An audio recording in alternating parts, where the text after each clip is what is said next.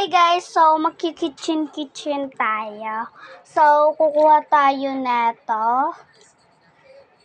At lalagay natin dyan. Kukuha tayo niyan. Alisin muna natin to. At saka, eto, ibubuhos natin dyan. So, ayan. Okay na. At, aanuhin natin. Kukuha tayo neto.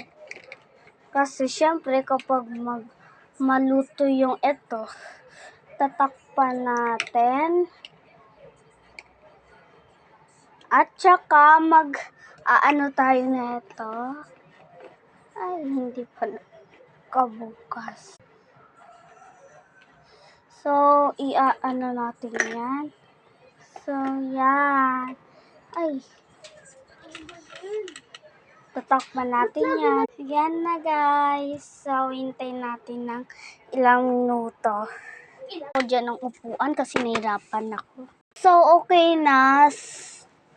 Sabay sila So, anin na natin sila. Tayo dyan ng ano. Ayan.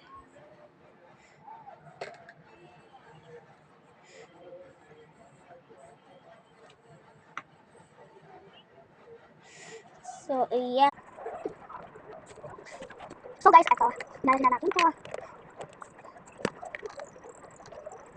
Ayan.